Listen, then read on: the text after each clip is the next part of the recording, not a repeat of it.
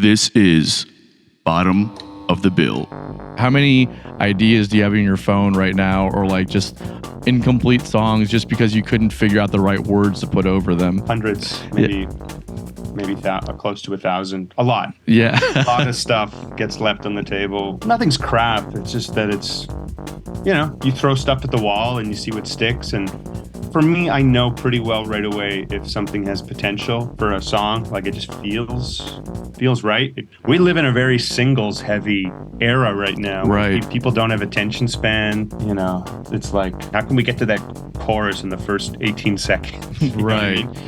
The music I make, wouldn't be authentic or genuine if I just try to follow whatever the trend is. I make music first and foremost for myself.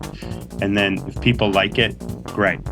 We live in this age of the internet where it's never been easier to network. So a lot of us have internet friends who we've never actually met. I'm old school, so I think most of my contacts and community and friends, they've all come from personal in real life experience and hanging and being like, I dig you, you dig me, we're friends. And I like the music you make, let's collaborate. Just coming from an organic, real way. I think that's where the substance is.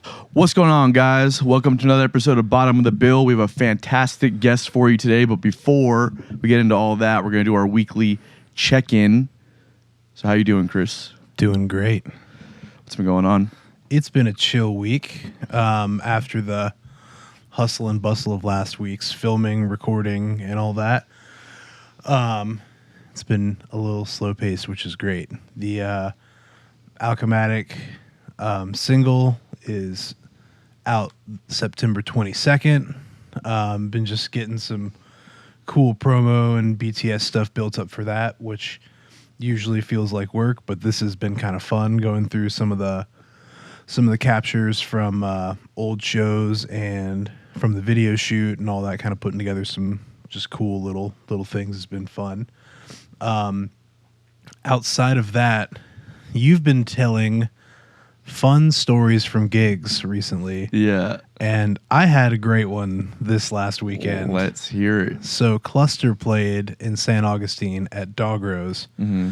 And the morning of the gig, our ivory tickler, Alex Sears, caught a bug and called out. And so we said, we'll just run it as a 4-piece. No need to try and get a sub that's going to eat it. 5 minutes. Oh, well. Before the gig. Yeah. Before the gig. So no problem. So we'll go run it as is. So we get down there, we're setting up, and sorry if you know him, sorry if you're friends with him, but you need to know. This absolute wook degenerate shows up. Uh-oh. And he's hanging around, and he kind of rubs enough brain cells together to go, oh, there's not a keyboard being set up. This is great. So he calls his friend and says, hey, bring your keyboard rig and come down here. There's this band playing, and they don't have a keyboard player. What the fuck? So yeah. So he then walks up to us, we're setting up. He goes, hey, my buddy plays keyboard and he's real good. I told him to come out and sit in. And we're like, nah, we're good. We have a keyboard player, but he's out sick, so we're gonna run our set list and we're gonna run this. And that goes, yeah, but he knows all the tunes you guys know, and he's played in X band before. And we're like, okay, I've heard of that band, and I know he's not in it anymore. So what's up with that? Oh, and so we're like, we don't know this cat by name, so that's not happening. And all the while, Ivan Skeens shows up, great guitar player from Nightcrawler and just awesome player on the scene. We're like, I'm like, Corndog, Ivan? That cat's sitting in. He's cool. And he walked in, didn't bring a guitar, didn't bring anything. He's just like, yeah, I live in St. Aug. I'm just chilling. I had a night off. I'm going to hang out. So we're like, that's how you do it. So we go. We're all set. We're 5 minutes before we play. This wook comes back up and goes, you guys stoked to jam with my buddy? We're like, dude, we're trying to get into a headspace to play the gig. You gotta back off. So we shake him. We play the first set. His buddy with the keyboard walks into the gig. And so we get off stage. That dude the wook beelines to me and goes, hey man, you gotta meet so-and-so, my buddy right here, and this and that. and I talked to his buddy, and like his buddy is relatively respectful. Like he's green. Like he's like, hey man, I really like what y'all are doing. I think you guys sound great. I would love to jam if that's something you guys are into, but like I'm also just like loving watching you guys and this and that. I'm like, all right, he's eager to play, but he's not being just obnoxious about this. Like he's eager. That's cool. I can respect that. And then his buddy sees us talk. He goes, okay, good. Y'all are working it out. Sweet. Perfect. Awesome. I hate this guy. Bro, I legit hate this guy. I do not get angry much. So then we're like, all right, screw this guy. We walk outside. He follows us outside and corners Corn Dog. And instead of being like a 2-3 second conversation, they're over there for like 10 minutes. And it ends with I hear Corn Dog yelling out of the side of my ear at this guy. And then after the yelling, both of them leave the venue. The audacity to call someone and invite them on someone else's gig when you don't know the band. Maybe you know of a fan or two of the band. That's why you're there. To call someone and say, bring your keys rig and come sit in without clearing it of the band, without talking to any, is wild. And you got 50 no's from us over the course of the night. I've never seen anything like that. So you guys didn't give him any indication that it was okay for him to do that? None. It's just so wild to me that like somebody could walk like and like not even just call their friend, but walk up to you and then tell you, by the way, I have someone who's coming to play with you. Don't worry, I got it worked out. Like somebody that you don't even know, like that. I hate this guy. Oh, he was. Do I know him? No. Well, maybe he's a Swanee Wook. So he looks like the rest of them, smells like the rest of them. Okay. Jesus. But just he needs to be humbled. I don't know if he was on drugs. I don't know what the deal was, but the etiquette on that is so far removed from anything that is acceptable. I just can't dude, I can't fathom that. I would have. I don't even know how I would have. I was furious. I'm chill. I like hanging out. I'm good on gigs. I was like, dude, let this guy come over one more time.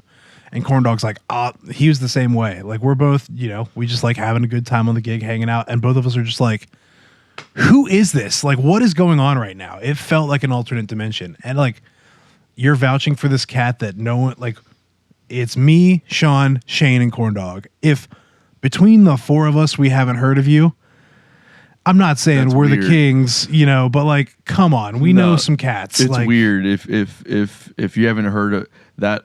Those four people, there's no if there's not a name that one of you haven't heard of in this town. Not even working. Not even like, oh, I know that cat. He's not sweet. We can't. You know what I mean? You're not even on the radar, let alone on any position on the pole. Like, Yeah.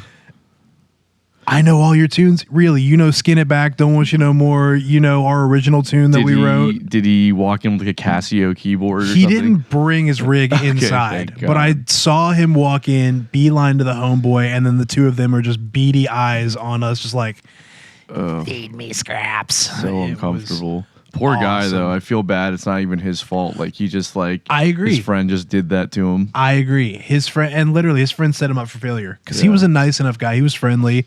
He's eager to play. Like, I got the vibe that he's like between bands. He's in the jam band world. He wants to link with more jam bands, and he's in St. Aug. There's not a huge scene. And, he kind of like heard there was a jam band. He wanted to shoot a shot kind of thing. His friend needs to be kneecapped. Yeah. It's just, his friend is the worst person ever. And I hope you see this. I hope you've sobered up. Don't ever do that on a gig again. Don't do it. Yeah, it sucks, man. That's, I had fun this weekend. The gig was great. We missed Alex, but we had fun doing the cluster thing with just two guitars, and we played really well, and it was fun. Cool. There's some content you can go find on my page from me breaking a string and tripping over my own shoelaces into the dirt. Go find that. It's real fun. Was that on Instagram? Yeah, I took a page out of your book and like, what goes through my head when I solo, and I just made what goes through my head when I break a string. Oh, nice. And graceful. That's all I gotta say. Real graceful. Oh, man. What about you? I didn't have a very lively weekend of gigs. I played I had like played my ABBQ gig, which they just not to like again. It's not like I'm not like bashing anybody. Like they just football season comes in and they cancel things. So you know, it's my residency Thursday gig that lasted a month is gone. The whole thing's gone until further notice. Yeah, through football season. And then so that's like, I mean, dude, between them and Monkeys, that's I mean, I lost dozens of I mean, well, more than that. I probably lost like 30, 40 gigs the rest of the year on that alone.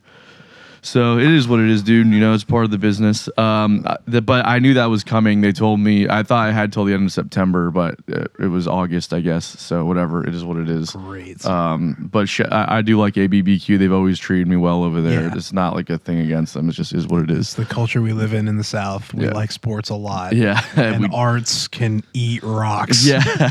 Unless it's Leonard Skinner. Unless it's Skinner. Yeah. And if you go and play at ABBQ, you call them. You call. We got free barbecue for y'all, Skinner. You come out here. We'll turn off the game, or at least we'll mute it. At least, yeah. So there was that. I played with Dustin on Saturday. Nice. It's been a while, right? Yeah, it's been a minute. And I walked in and there was a whole different band than what I remember. So cool. It was cool though. Who was on the gig? Anyone? Yeah, this dude Justin was playing bass, who I've never met before, but I asked who he played with, and he's played with B-Eazy and a bunch of other people. I was surprised I didn't know him, but he was very good. That was fun. Then his friend CJ, who's a drummer that plays in a couple bands with him or has over the years, and I thought he did a pretty good job for honestly like he's not a gigging guy. Like he's done like strictly like original bands and not had to learn covers and stuff like that. But I mean, you know, it's funny like when you play with people like that don't have like the cover like kind of working musician background. A lot of the times if they're playing tunes that they haven't been a part of writing, there's like weird things, like especially like not knowing genres or like tempo fluctuations and just not always being there. But he didn't have any of that stuff. He played pretty well, so that was cool. He was super professional. He's done a lot of DJing gigs, so like he had a lively personality back there. Okay, so it was cool. And then that was pretty much it. But I did. There's this. I was going through some of our stuff on the bottom of the bill email, like we get those digital music updates or whatever, and they're doing another Fire Festival, Festival they are. Part 2 2.0. It's already sold out.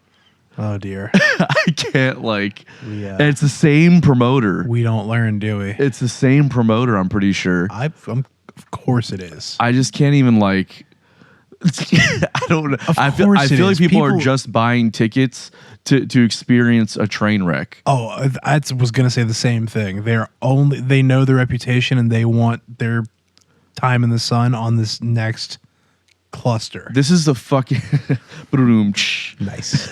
This is the I feel like this is like kind of the landscape that we're living in now with this troll culture that's been created. Yeah. Where it's like I'm not to go off on a huge rant here about the state of social media and the type of content that's being produced, but we glamorize people like, you know, the Paul fan, like Logan Paul, Jake Paul, which, you know, whatever they do, they do what they do and they're good at it.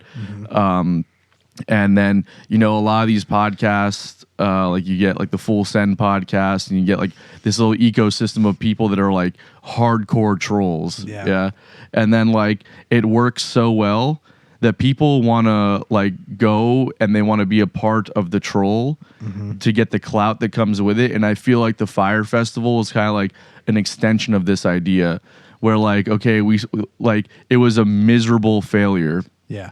And then we make 2 different documentaries on it on some of the biggest platforms out there that both go wildly well, right? They're both wildly successful. More so than the festival. 100%. And then what do? We capitalize on that by doing another festival, and then people it's almost like the doing the festival is a troll in itself again. I mean, certainly it is. Yeah. And then to have it sell out is like this next level troll thing that people just want to experience it so they can say that they were there. Yeah. And be like, this documentary that they talked about, or that they did, I was there for that. Yep. And that's all it is.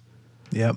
That's all I can think of. Now the third tier troll is the festival goes completely well without a hitch. Yeah. And it's lovely and everything works just as planned. It's just that would be hilarious. What artist is going to sign on to that? I'm going to see if they even have a lineup for it. I guarantee they're not dropping any lineup, and like they won't drop a lineup if it's sold out.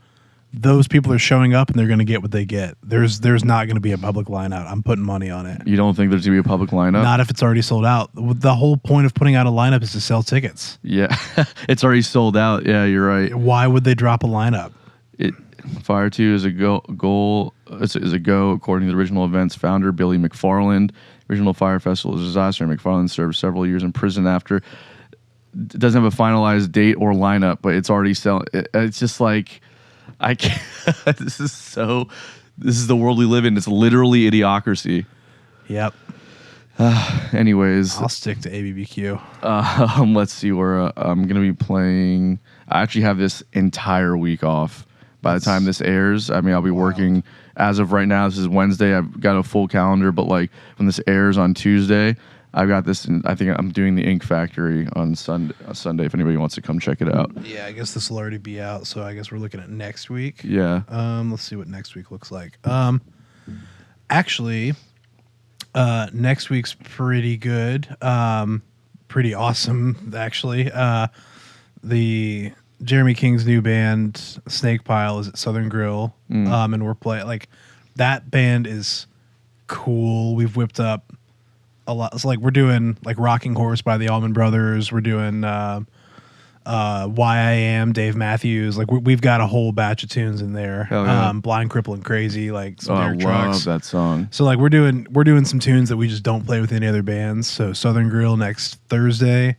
Then I'm at FinFest with Kalani on Friday. I think at 5:30 to 6:30. We got a full hour set of all her originals. She's got a horn section coming, so like that's going to be a big production. Then Saturday, the Madison Hughes Band picked up a gig at the local to get ready for our Underbelly show on the 17th. So we're going to be out at out at the local running all of our tunes. We're going to run the set pretty much, but then Jessica, Millie, Ramos, and I are pretty much going to do like front the band the rest of the night. So like it'll be a hodgepodge of all your favorite peeps playing their favorite songs.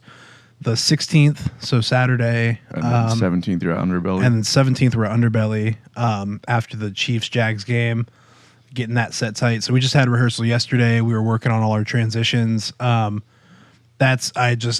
is such a cool project. Everyone's like super into the collaborative, creative process of like making a set flow. It was just so cool to be like trying to spit something out. Okay, let's try adding these hits, and like, you know, we're just kind of making up hits on the fly. We're making up transitions on the fly. We're trying stuff, see what works, what doesn't work. Is this too busy? Is this clean? We're giving her vocal direction, like when to like, okay, you jump over here if we do this lick. And she's been so receptive to all of that, you know, because she's never played with a band before, and she just wants it to crush, and the band is doing well to make that happen. So that's going to be a really cool show. Our friend Katie O is opening up the gig. She sang with the Cash Band back in the day, so old friend there is going to be doing that. So fun week of gigs. Hell yeah. And then Monday I hope I'm off, and yeah, it's great. Yeah, fuck yeah, man. Busy week. That's awesome. Yeah, so I'll probably come by and check out something, I'm sure, because I've got all weekend off, so we'll be doing something. Yeah, come check out one of the Madison Hughes gigs. Yeah, that'll be cool. And FinFest is going to be popping too. Yeah, I think I'm definitely going to go try and check that out too. Nice. All right, guys. Well, this week we have Ariel Posen. This was an honor to have him on. Over the lockdowns, I did a collaboration of a Corey Wong tune and had the with a few different people here in town and had the luxury of learning some of his slide parts in that tune, and it was cool. And then started listening to his music after that, and then saw that he's been releasing music. So we reached down to this podcast, and I've been listening to this album, Feel This Way Too. It's so good. I mean, it's like a hipper version of Continuum, I guess. Yeah. A lot of his music is kind of like that, I feel like, which is singer-songwriter, but like also like got like cool R&B flares to it. And like nice tones. Like he kind of hits like this grungy fuzz tone a lot. You kind of like modern tones on it as well, I'd say. Yeah. They paid close attention to just the sonic landscape, I think, on this, as well as the arrangements are great lyrics. His vocals are phenomenal. I mean, just across the board, it's so good. And I thought that this interview was just, we got to get into the weeds on a lot of this stuff, which I think is super cool. So I hope you guys enjoy the episode as much as we did. Like, share, subscribe, let everyone know what we're doing here. We've got plenty of guests like this coming your way. Don't forget that we have new merchandise coming out. We've been working on some new concepts, and hopefully here soon I'll be wearing a shirt with some new stuff that you guys are going to hopefully enjoy. So on that note, without further ado, Ariel Posen. And should we give a little disclaimer on video? Oh, yes.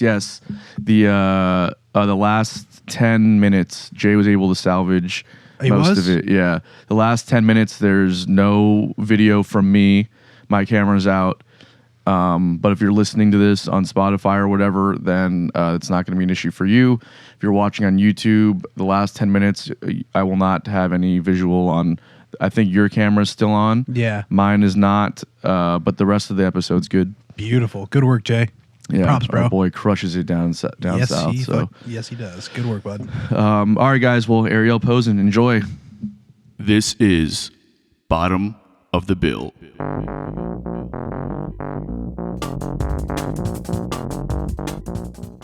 Ariel, I'm a huge fan, man. I discovered you back in, I don't know, it was a few years ago now. I did a Corey Wong cover. It was a collaboration that I did during COVID just to kind of keep myself from going crazy.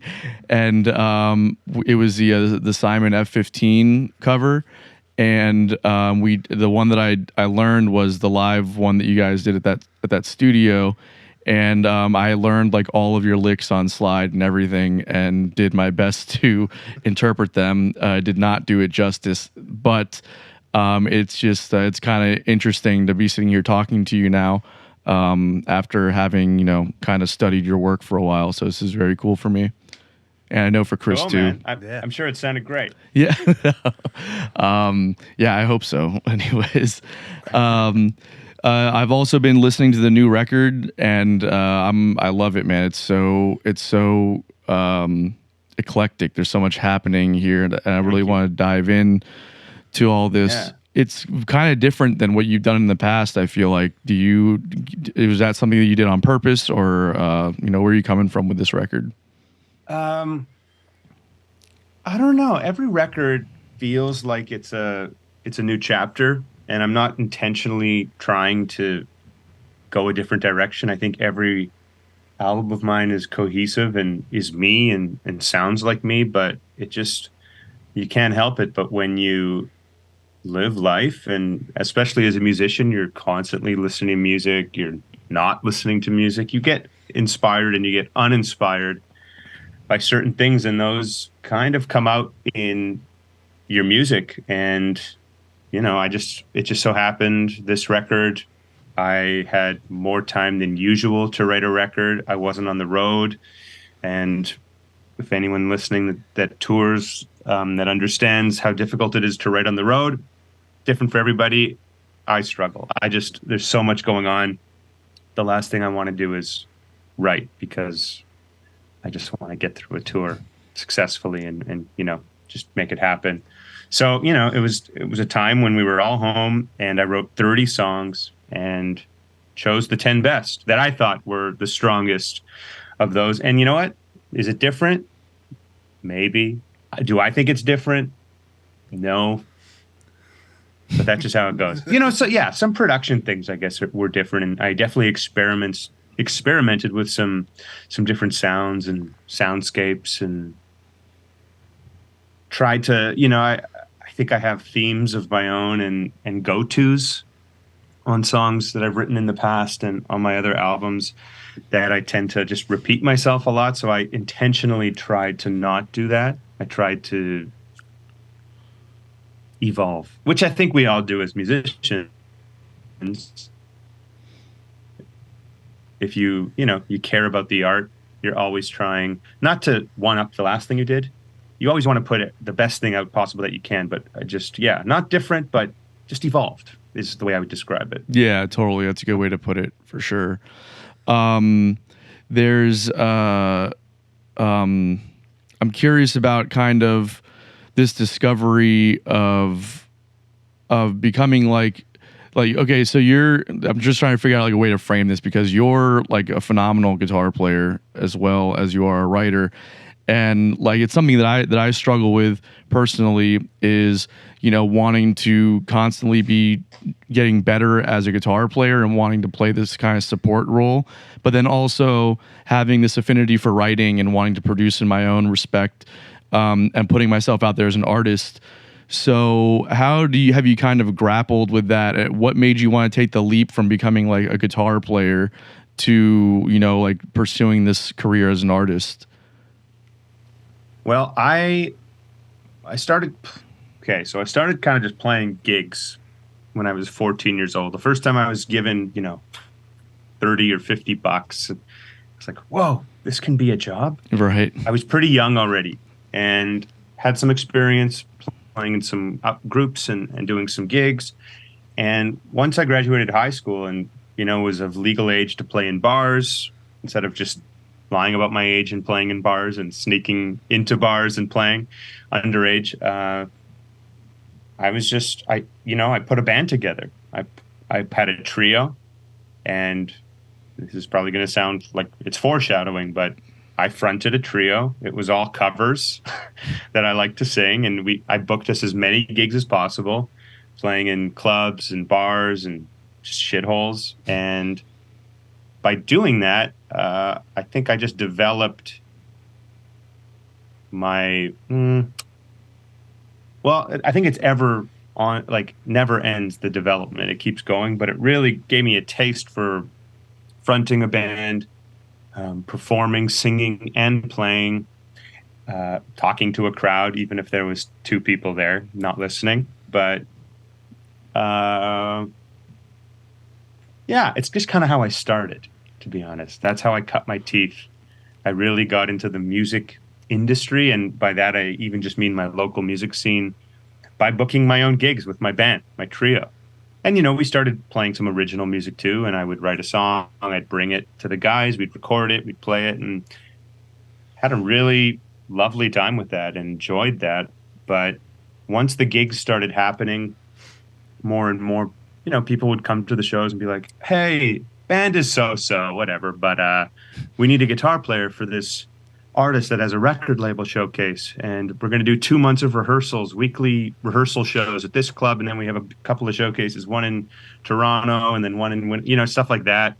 And then it just so on and so forth started this sideman freelance hired gun career, where I kind of just pushed away this band. Not that it was ever intended to be like a full-time thing or touring with this band, but me booking my own shows as a trio, fronting, I just kind of put that aside. And I was just so busy playing in other people's bands, playing for artists, going on tour, doing sessions.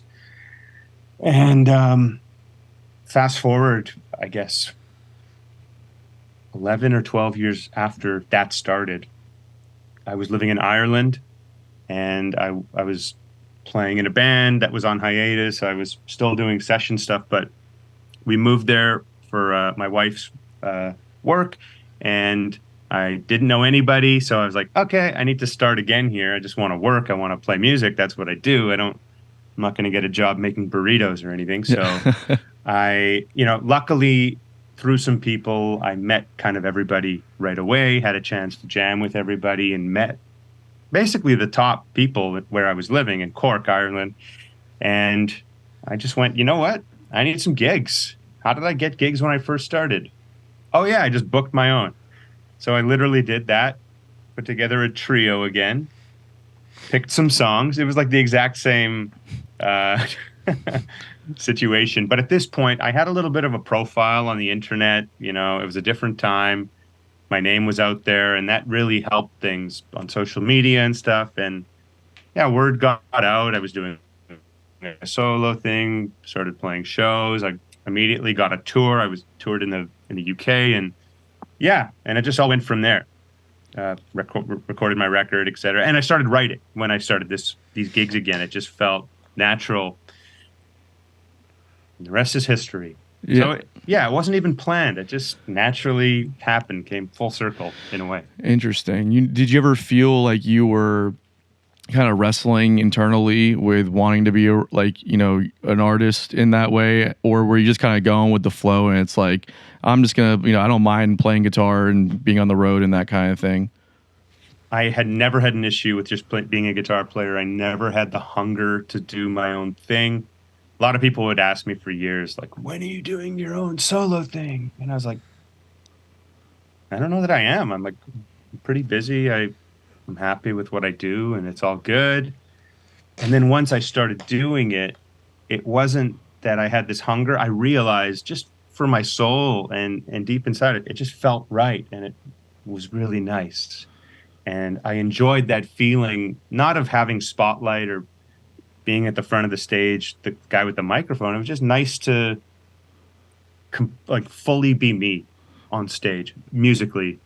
So, I didn't feel like I needed it, but once I started, I realized that I did need it. It was an important element.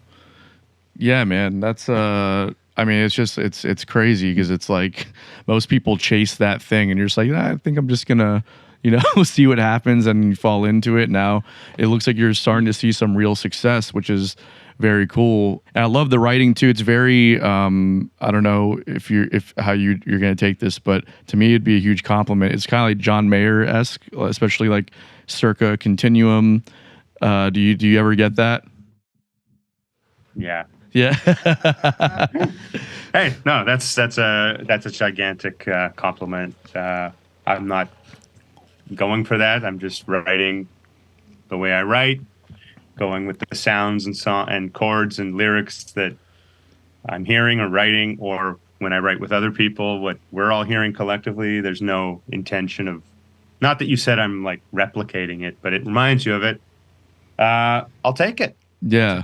Fucking awesome record. So thanks. If that's just naturally what's coming out of you, and that's awesome. All right, guys, this episode's brought to you by Best Buds CBD Store. If you're like me, maybe THC isn't always the right high for you, or maybe the legal status of THC has you a bit hesitant to indulge. So at Best Buds CBD Store, they have an array of CBD and Delta 8 THC products. These guys truly care about their service, so everything is meticulously sourced and prepared to deliver a top-notch product and experience. If you head to their website, you'll find all kinds of educational information regarding Delta THC and CBD. Not to mention, if you use promo code BotBPod, that's BOTB pod, you'll save 10% on your order. This is not a one-time deal. If you use promo code BotBPod, every time you place an order with Best Buds, it will give you 10% off. That's in perpetuity, forever. So head over to bestbudscbdstore.com and start saving on all of your CBD and Delta 8 products. Enjoy, guys. I'm curious because you talked about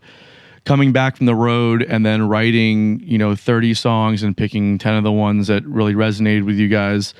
So do you sit down and like actively decide I'm going to write these tunes, or is it, more just you're getting inspired and then it just hits you, or is it a little bit of both? Like, what's that process? It's a little bit of both. Every time I write, I either am messing around with something and it just turns into something, and I go, I'm going to voice memo this, and then I'll remember it and I'll come back to it later, and I'll just write, or right in the moment, I'll just write something.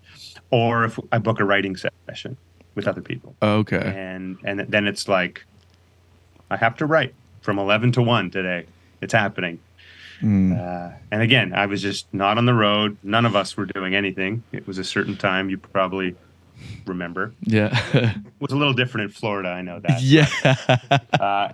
Here in Canada, it was, we had a lot of time to just write and be consistent with it. And for me, writing is like going to the gym, where you go on that Monday and then you don't go again for a week. Not only is it hard to peel yourself out of bed to go there, but when you do get there, everything is even harder than it was a week ago. Right. So like the more consistent you are with it, the easier it gets. Words string together easier. Music, like the music part always comes easier to me. I can sit there all day and come up with chord progressions and stuff, but I think most people can, and that comes fairly easy to them. But words just start to fall out of me a lot easier when I do it regularly and consistently. Right. And that was the time I was in. I was just a very consistent phase for writing, which helped. Yeah, no, that's huge, man. That's always the hardest part for me, is I get very discouraged when it comes down to writing lyrics, because I mean, I think that I do a good job when I decide that this is the final product, but it's getting to that final point where it's like I've got these progressions and these riffs and I've got an arrangement down, and I'm just not sold on what I've written lyrically, and that's the part that always makes me move on and just not finish writing a song. How many ideas do you have in your phone right now, or like just incomplete songs just because you couldn't figure out the right words to put over them?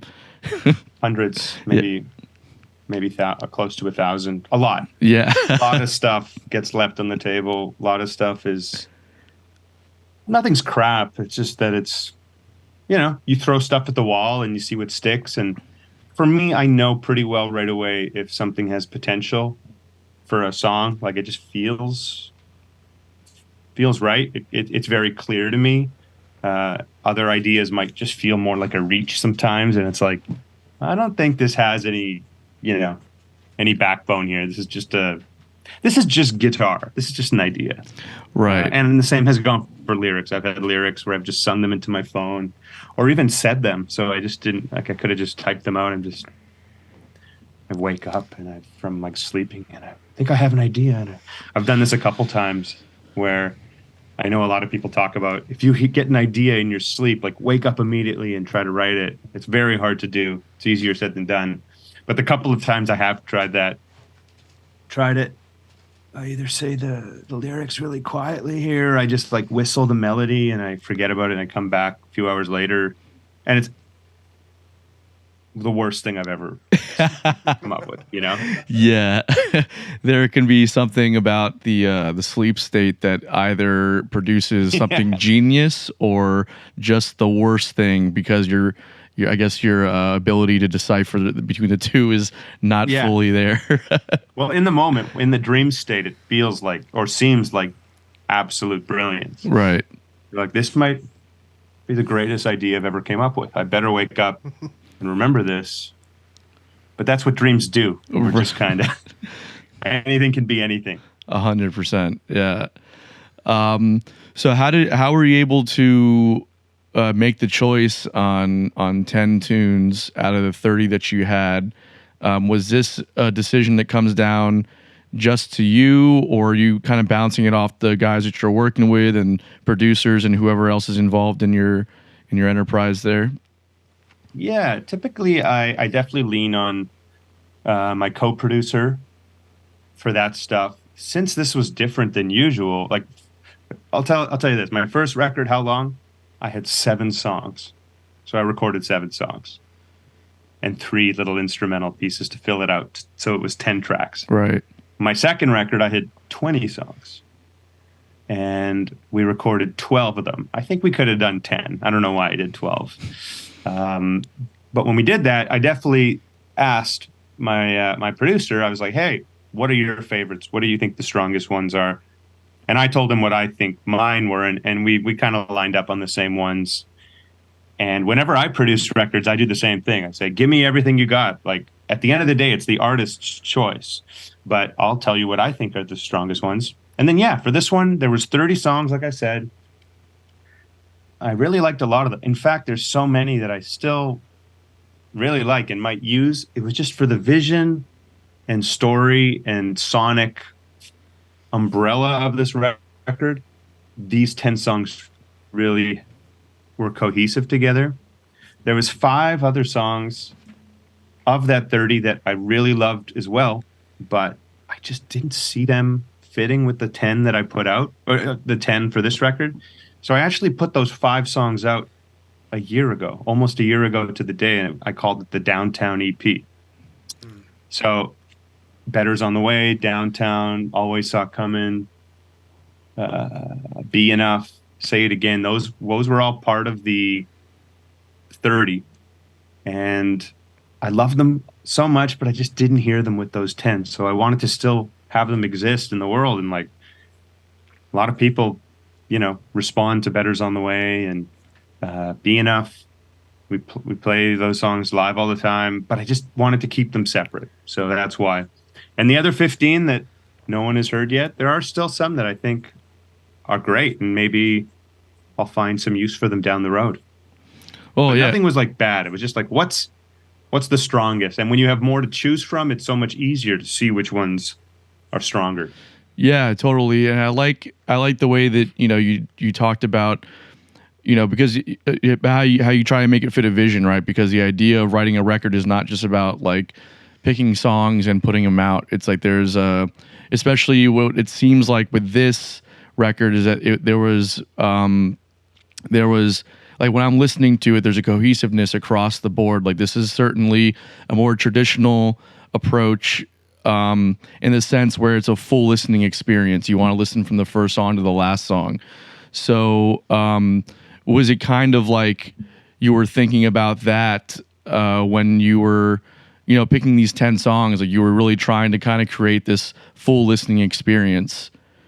I'm always trying to make that listening experience. I'm kind of old school where I come from that upbringing of listening to records in full. My dad worked at CBC, which is like national radio in Canada, and whenever I had days off from school and we'd go to work with him, I'd go to the library, which is, this is in the 90s, and it'd be like every CD that's out, every album that's out that, I'm a kid and I don't have any money to buy records. I'd pick every album that I loved and just listen to them front to back, look through the liner notes. That's just how I love listening to music. We live in a very singles heavy era right now. Right. Where people don't have attention spans, and it's like big impact with very little. How can we get people's attention? How can we get to that chorus in the first 18 seconds? Right.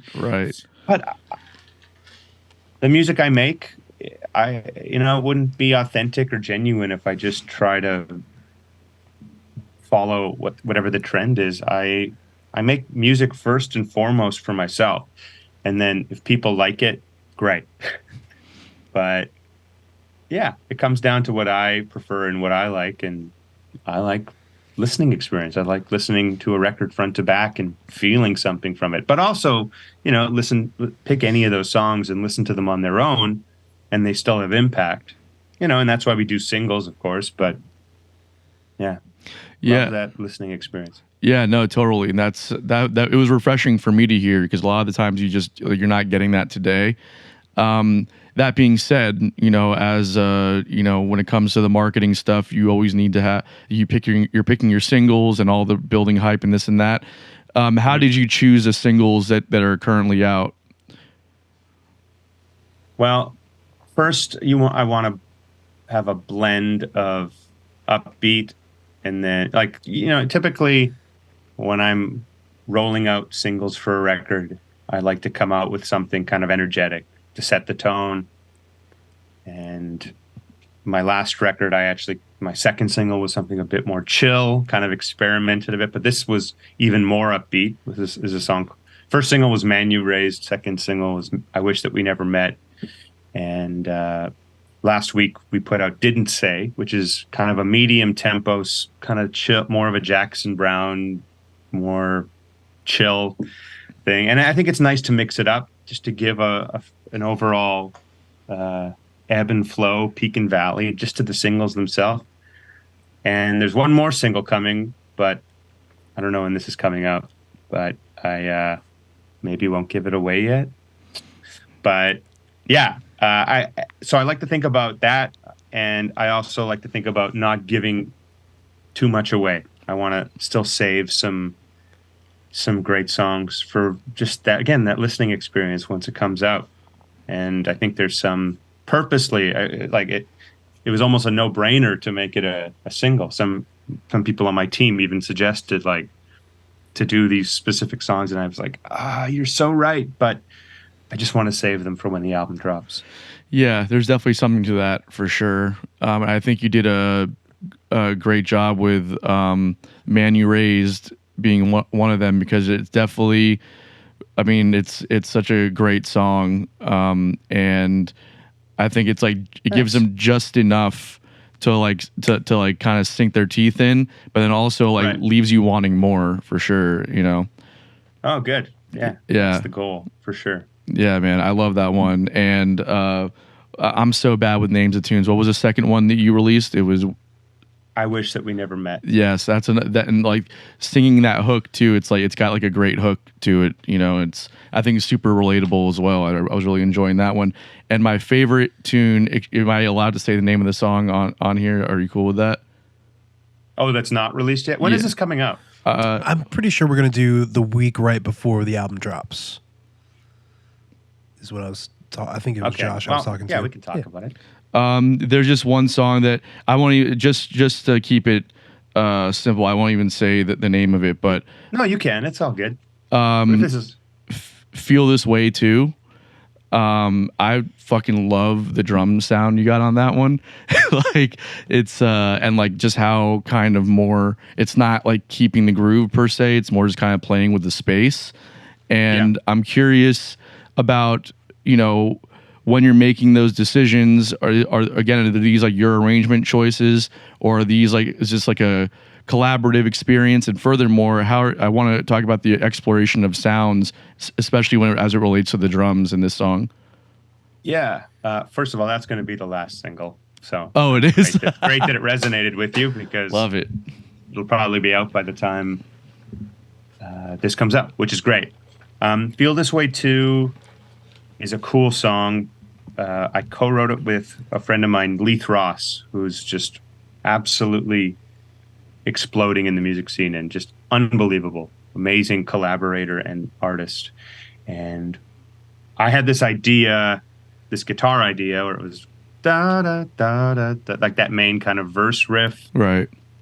And I had a couple lyrics here or there, and we wrote the song, finished it, and I demoed it, and I didn't hear any drums at all. I actually heard it very stripped down, very ethereal and spacey, but I didn't hear rhythm, like any drums, so to speak. There's rhythm, of course, but once we narrowed down the songs, I felt very strongly about this one. I love what it talks about. The song itself is just about, you know, I've moved around. I've moved cities and country, I guess, a couple times in the past few years. And, you know, on my last record, I wrote a song called I'm Gone, which talks about the feeling of moving to a new city and kind of having a blank slate and like almost being invisible in the greatest way and not knowing anybody. And it's like, you're free. Totally. This song was more about, okay, now I've done that a couple times. And, you know, it's starting to feel a little isolating, and I'm starting to feel kind of, dare we say, lonely. And it's a call out to basically, it's asking the questions, but it's almost like you're asking yourself if anyone else feels this way as well. But it's really talking to yourself about this experience. So, yeah, it had cool meaning. I knew it was going to have a lot of cool soundscapes. And once we got into the studio, I played it, and I originally just heard a kick drum, like just 4 on the floor, go, go, go, and that turned into go, go, shaka, just like super simple tom work. And yeah, when we tried it in the studio, JJ, who's amazing, And it's really not his bag doing this kind of thing too, which is funny. He's just more of a meat and potatoes, just lay it down. This was a lot more just soundscapey and stuff like that. I think he enjoyed, I don't know, just exploring and trying stuff out. And we did it twice. So we did Tom's kick, like kit only, and then we overdubbed cymbals so that we could really milk those swells and stuff. Oh, like that. So you it was did a cool experience. You did overdub the cymbals. That's interesting. Yeah. I like that. It makes a lot of sense because I noticed that was one thing that I did notice was like just the resonance of them seemed to kind of I don't know. It lingered longer than what you normally expect, but in like the best way. There was like this kind of seamless blend between the cymbals into like the harmonies that kind of started to come into play, and then it's like, and the sound of the drums themselves. I mean this in a great way because that's why it was like unique. They almost sound kind of dead, but like totally. And mallets. Oh, that's what I thought. Okay. I can't confirm this or not, but might have been maybe some towels on the heads to dampen everything. Yeah, that's what I figured. Yeah, that's definitely intentional. I love dead sounding. Yeah. on guitar too. I play a lot of guitars that have a rubber bridge, or I put some foam in just to like dampen it and put flats on it just to give that warmer, deader sound. Yeah. Time and a place for it in music. Totally. Well, I would imagine it helps you as well when you're playing slide, because are you using a brass slide? I am. No, it has nothing to do with that. Oh, okay. But I guess if you have trouble muting, it does kind of cut out some of the ugly frequencies, I suppose. Yeah. I never thought about it that way.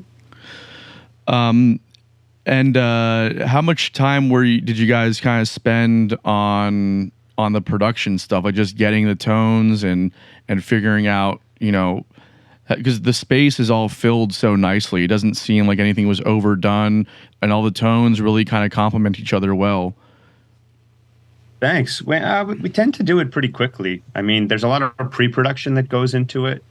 For anyone that doesn't know what that is, that just means, a month or two before we start recording, we're just back and forth having sessions all the time where I've made demos of all these songs. I've recorded them at home myself. I've just programmed drums, done guitars, sing, just so we have an idea of like a basis of where we want it to start like, at least. And that just saves a lot of time when we actually get to the studio, because we know what and how we want it to sound exactly. Right. So that's a huge time saver. By the time we get there, we did 2 days for all the basics, which is bass and drums. Guitar was a few days. We did a bunch of keys, obviously a bunch of vocals. I had a bit of a time constraint in the sense that it's not like we had just 2 months open at a studio where we could work. We all live in different cities, so we had to kind of work it around availability, primarily mine.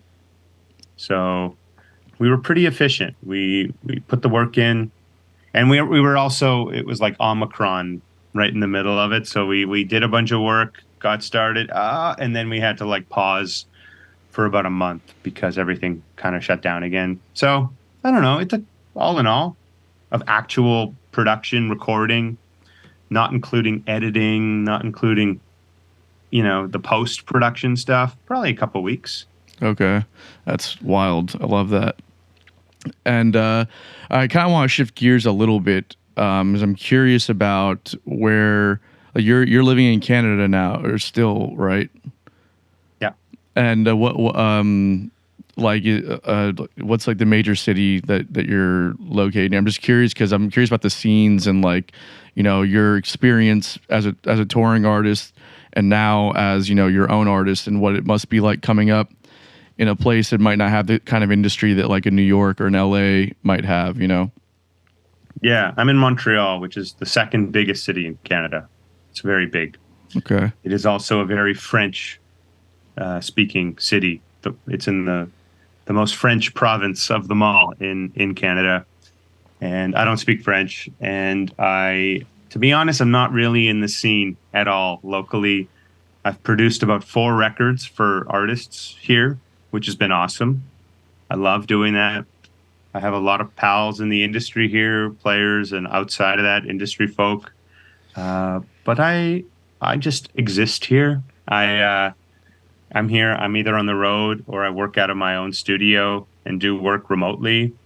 So it's not that I don't want to network. It's just I don't really have time because I'm pretty deep in my own thing that I'm always working on. But it's an awesome city. It's endless, amazing studios, venues. There's a lot of great players here in bands. Some amazing bands have come out of here, and not just French bands, just like Anglophone bands as well. So it's got a really, really great scene. I'm not really in it, to be honest. I have many friends in certain pockets like Winnipeg, Toronto, Vancouver, LA, Nashville, New York, Austin. I do have pockets of communities in all those places. And we kind of live in this time now where if what you do is fairly remotely, or if you're touring a lot, you can kind of be portable. You can kind of be anywhere. Right. Certain cities lend themselves really well to just being in one place. Do you know what I mean? Like being in LA, there's a lot of sessions there. So a lot of auditions there. If that's what you're trying to do, you're going to be in there, and people are going to go, well, he's here, or she's here. Let's consider them instead of there's a couple of people in Lincoln, Nebraska that we were considering. You know what I mean? Right. But again, it's about who you know. It's about your circles, and it's just all about your connections.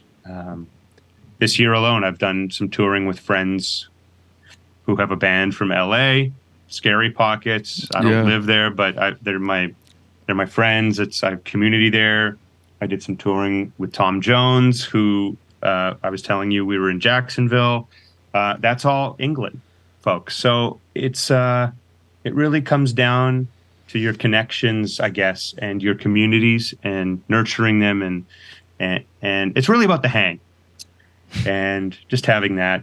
And it just so happened to work that it happened at a time where we were a bit quieter because it's about to get crazy in a couple weeks for me on tour with this new record coming out. So it was just kind of a fun breath of fresh air to put on the sideman hat again.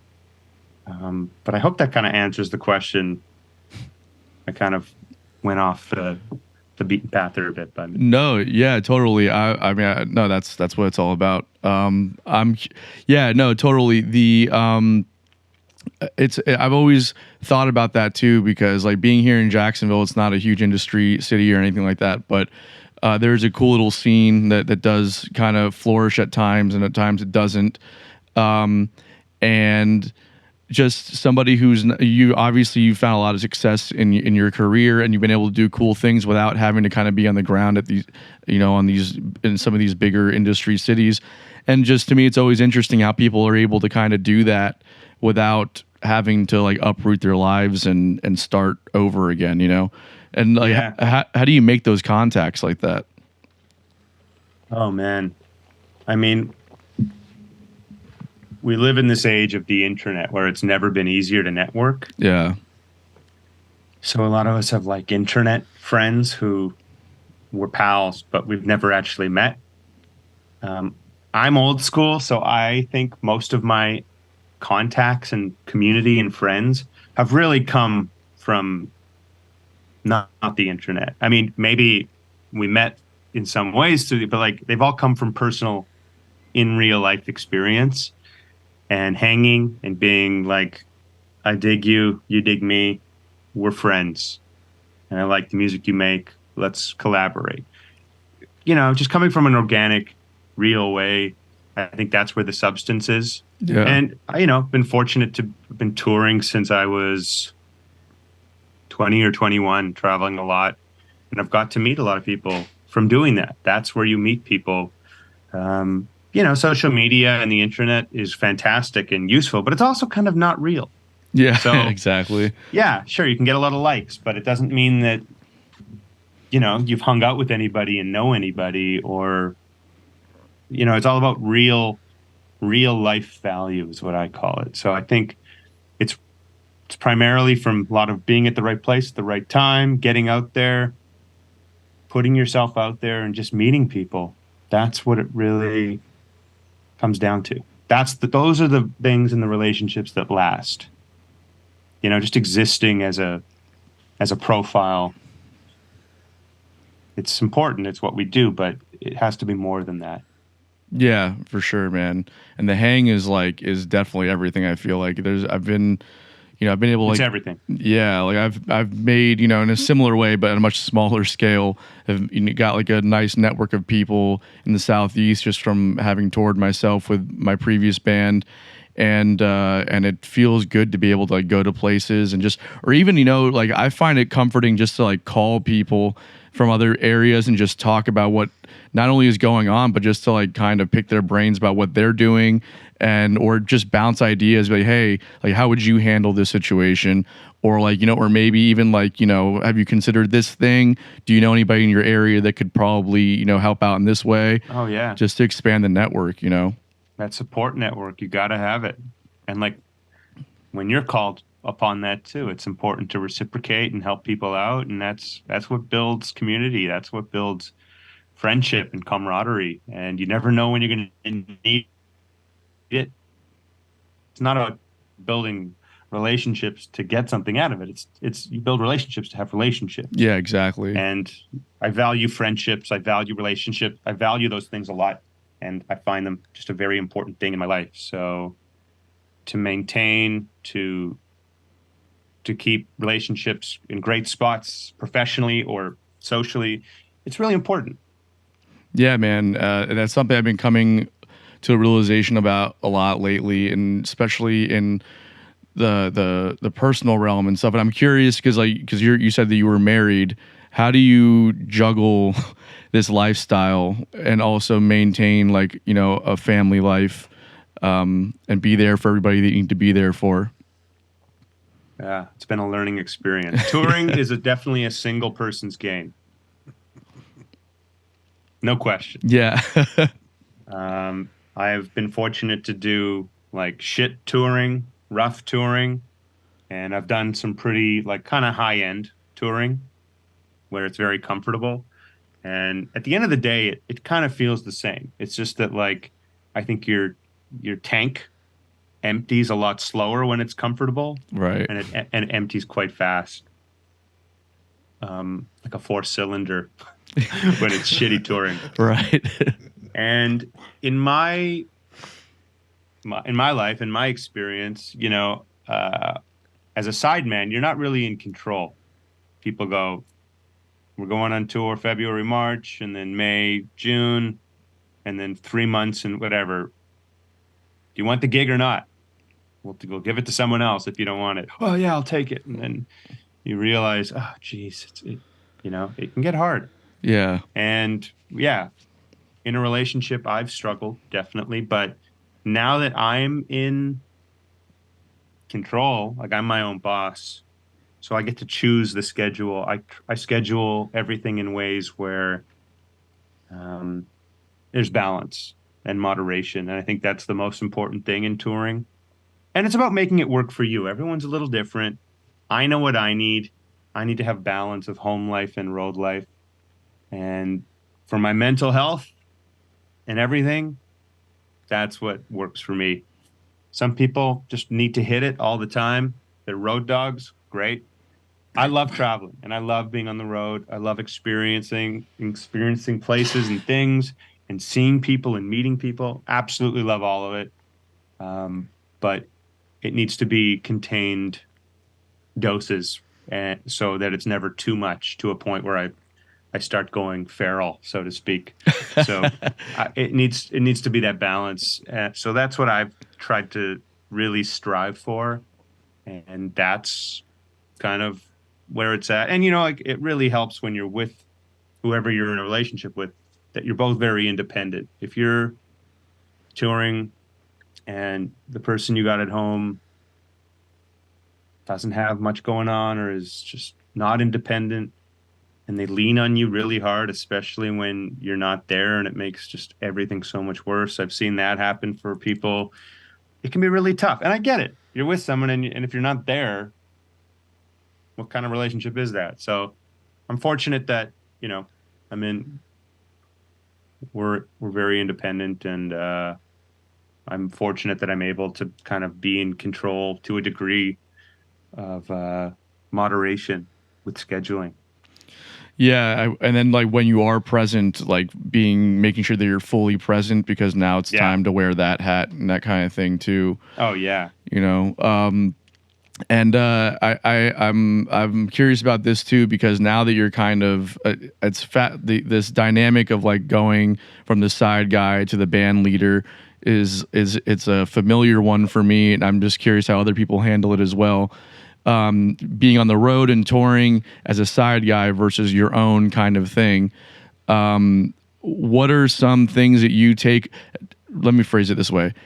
Have you taken experiences from as a side guy and brought them to your role as a band leader? And then furthermore, do you have a different expectation of people that you bring out on the road with you based on your experience as a side guy? Yes to everything. Yeah. I learned everything that I know from being on the road as a side guy. So that starts with, and you know how you said like, maybe you didn't say it, but I didn't start being a solo artist till I was 30 and 31. And for most people, that's kind of late in the game, but I wouldn't have been ready. I needed that experience. I needed that decade or more of touring hard, seeing how the industry works, seeing how the touring industry works, seeing like etiquette of advancing shows, settling up, doing merch, talking to an audience, being professional, this, that, traveling. I learned everything from just experience. So when I'm in charge, I just, because I come from that history of being on the other end, the hired gun for my band or for anyone or my crew that's coming with me, I want to make them feel as taken care of as possible and just make it as good for them as possible because they're out there, we are a band, but it's my band. It's my music at the end of the day. Right. And I want to do whatever I can to make sure they're taken care of and to make sure that they're enjoying themselves. And that's really it's like that's even more important than the playing and the part on stage. Like that has to be good, obviously, and it is. But just the communication and the where everyone's at kind of thing is super important. So my expectation for everyone, like you asked, is just to be communicative and like, if anything's bothering anyone, to just communicate, let me know, or vice versa, and just, touring is hard, like we said. Traveling is weird and hard. As healthy as we can keep it and make everybody happy and keep everyone just good morale. That's what it's all about. Yeah, man. And do you have any like what's your? Because if the communication doesn't happen and like the people aren't happy, then it makes the show bad. So it's like people go up there, you're tired, you haven't eaten anything, or you've been eating shit and whatever, like you're rushing to, you just drove overnight from this place to this place and there's no time for the hotel, whatever it might be, there's like all kinds of crazy scenarios that can make for a less than optimal show scenario. Yeah. So like to make sure that everybody's taken care of is super important to make sure the show goes off without a hitch, I feel like. The most important. And sometimes for some people that are struggling, the part on stage is the only place that they connect, or like the only place that they get along. That's so true, man. You think of like is it like the Eagles or some of those bands that like or the Police? I feel like they all just hate each other, but on stage they get up and it's absolute magic, and they go, "All right, this is great." And then the second they're off stage, they're all going their separate ways. Right. That sounds horrible. I would never want to experience that. Right. Man, I can't even imagine though, like for the longevity of those bands and all the shit that they've put up with from each other. especially starting at such a young age and finding that kind of success so young, like the backstabbing and all the wrong moves that were made early on. Kind of learning as they go. Yeah. Yeah, that must have been. Yeah. That's just the opposite of, all I wanted. Like who I tour with is like family too, and the stage is the hour and a half thing that we do for free. And the rest of the day is the work part. And it's really just important. Like we just have fun and laugh all day. And I'm very fortunate that I have a group of guys that we're just, we take everything that we do seriously. We don't take ourselves seriously. We can just have fun most of the time. And I like to think that comes off when we are on stage too. It's just different for everyone, and you just got to find what works for you and your people and your crew, and just listen and like be aware of everyone and everything, and just as important as it is to like run a business that is a band or whatever, got to make sure you're checking up on the people as well, always. Yeah. 'Cause without them, there's really nothing. Totally, man. Well, and how much of the really more actually, when you talk about like a comfortable touring situation, versus being out or just being out for 3 months with somebody versus the way that you find healthy touring to work, what does like an optimal touring schedule look like for you? Are you building in, are you doing like weekend runs in different regions, or is it better for you to just hit it for a month straight and knock it all out? Like what do you think works for you best? What works for me is actually shorter runs. So quality over quantity. Rather than going out for a month, I'd rather cut that up into 2 or 3 if possible. Right. And, go do the thing, maybe a day or 2 less for days off, hit it. Where I am right now, and I was never on the road just to party, really. I was always just, it was a job. I was going on the road to play, to work. Now that, I got to be able to sing, I got to be able to play, I got to be able to engage with the crowd. Sometimes there's other appearances you got to do. I'm out there to work. Like touring now is professional, so I want to kind of just get in, get out, get in, get out, and then do that a bunch of times. Down the road, that might change where it makes sense to do. Like sometimes you have to do longer runs, and that's fine. We're going to Europe in a couple of weeks. That just has to be longer, or else it's not really feasible. Right. And that's fine. But what works for me, I think what also works for everybody is just it's less is more, but it's more quality over quantity. And we are still doing the same amount of touring as if it was pretty heavy and nonstop. We're just breaking it up. It's like if it was a big piece of glass touring for the year, we're just like taking cracks at it and breaking off pieces and just putting them in order. So instead of all at once, we're just doing them in like increments. That works for me better. Yeah, I would imagine so. And it kind of helps you, I think, nurture the relationships that you have back home. You can, take a couple days, but also like a couple days, off when you're on the road is like in a hotel, or like, maybe you're doing some sightseeing. It's not really like days off. We get to go home and like really just kind of unwind and be there for, at least 2 or 3 days. It makes a big difference. Oh, yeah. Yeah, and too many days off can be really hard. It's like, this is fun, and we got a day off in Manhattan or a day off in Jacksonville. You know what I mean? Yeah. But at once it becomes too many days off, it's like, I'd rather just be at home than just like have another day in some hotel not doing anything. I'd imagine. I like to go out there and I like to work. Yeah. You need rest, especially when you sing. It's important to take a couple days off here and there. You have to. At least I have to. I'm not a powerhouse singer. I just need the break. It's important. Yeah, totally. And I would imagine, like, not to get too inside baseball here, I guess, but days off on the road do kind of eat in to the budgets when you're talking about food and hotels and like, whatever other expenses versus like just being home for a few days. I would imagine, anyways.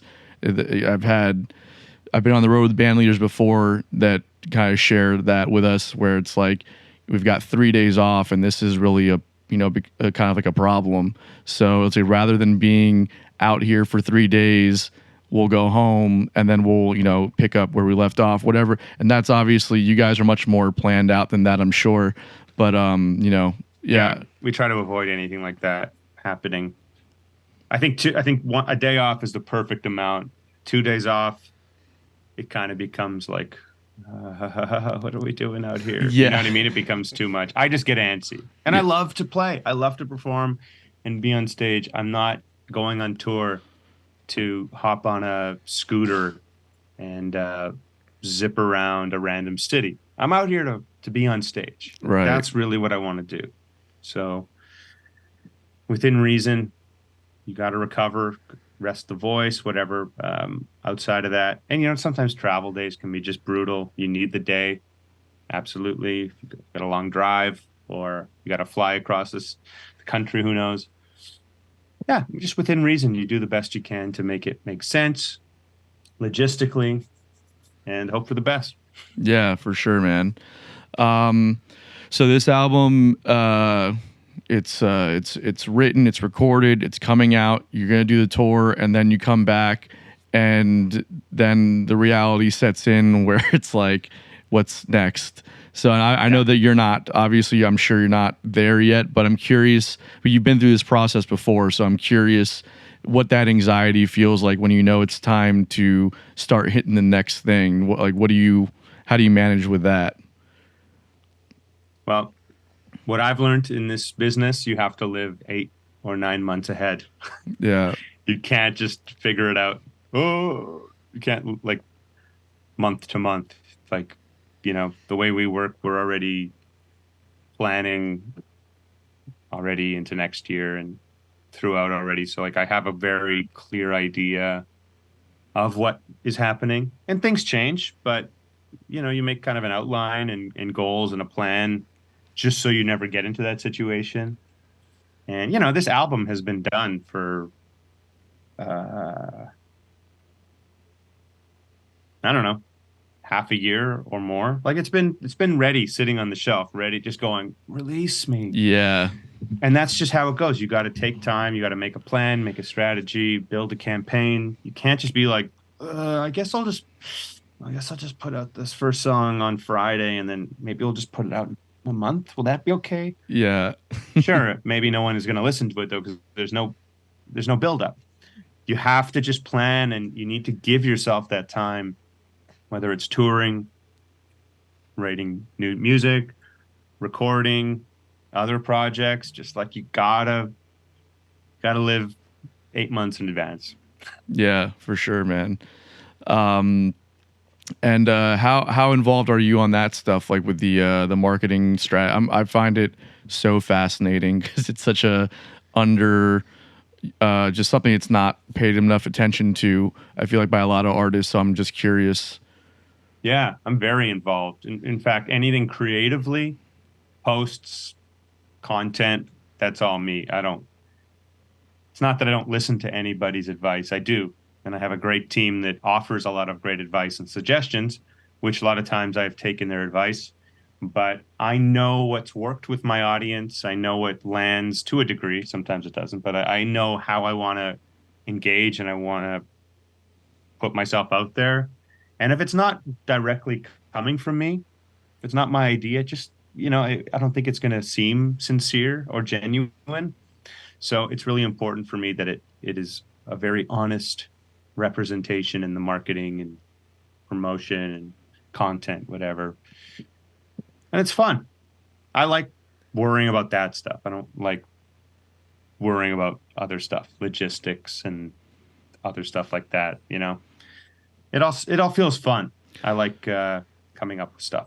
Yeah. Like that. Well, it must help. Having representation to kind of take care of, the booking and, the day-to-day managing stuff. And then, having a publicist that can kind of, just having representation to handle all the things that don't allow you to be creative, so that you can just focus on being creative. I'm still working on that, and I'm grateful for the team that I have. I still feel like there's days where I'm burning the candle at either end, and I'm burning out faster. In fact, I'm just burning out, and I'm not even doing anything creative.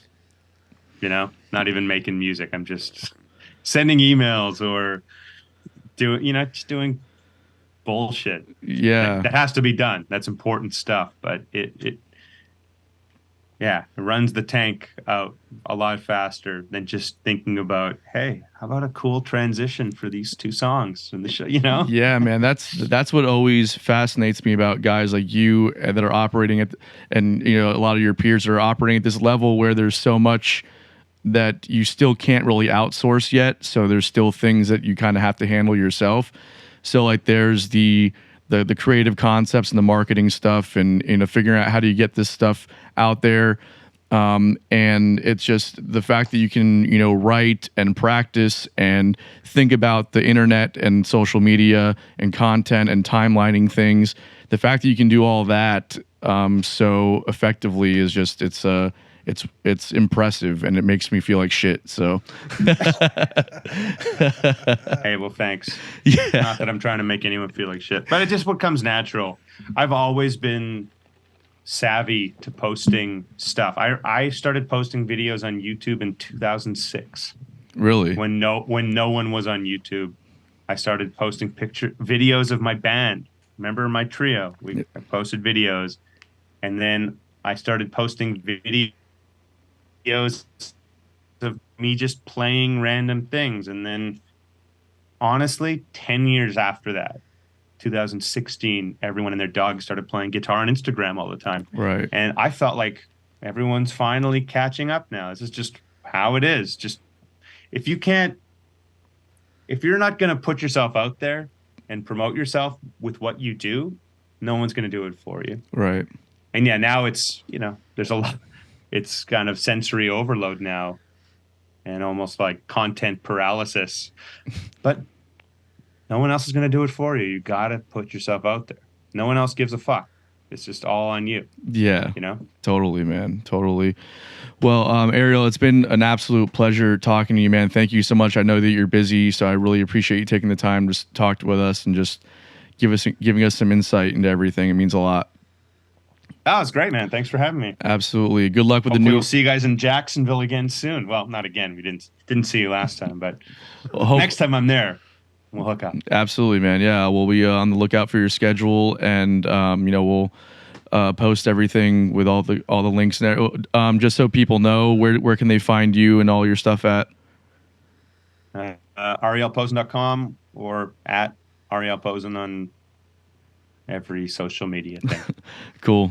Hell yeah, man. Well, we're excited for you. Good luck with everything, and we'll see you soon, man. All right. Thank you. Take care. Yep. Peace.